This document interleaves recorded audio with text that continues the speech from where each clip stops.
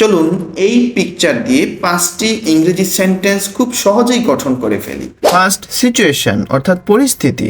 Second, action অর্থাৎ কি করছে। থার্ড, প্লেস অর্থাৎ কোন স্থানটিতে। ফোর্থ, ওয়েদার অর্থাৎ পরিবেশটা কেমন। এবং সর্বশেষ, ফিলিংস অর্থাৎ তাদের অনুভূতি। Situation: a person in a wheelchair is being pushed along the beach by a companion.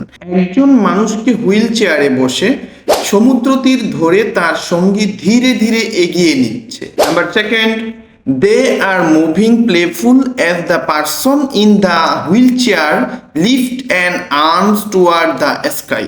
তারা আনন্দের সাথে এগোচ্ছে আর হুইল চেয়ারে থাকা ব্যক্তি আকাশের দিকে হাত তুলে দিচ্ছে।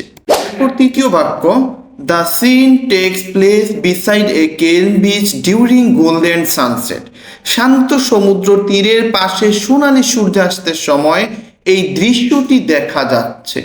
Next, the warm sunset light makes the moment feel peaceful and full of hope. সূর্যাস্তের উষ্ণ আলো মুহূর্তটিকে শান্ত এবং আশার ভরপুর করে তুলেছে। Finally, they feel joyful and free, enjoying the beautiful moment together. তারা খুবই আনন্দিত ও মুক্ত মনে হচ্ছে, একসাথে সুন্দর মুহূর্তটি উপভোগ করছে। এই ধরনের ভিডিও প্রতিদিন আমার চ্যানেলে পেতে আমার চ্যানেলটিকে সাবস্ক্রাইব করুন এবং পেজটিতে ফলো দিয়ে রাখুন, যাতে করে একটা ভিডিও মিস না হয় এবং আমিও মোটিভেটেড হব।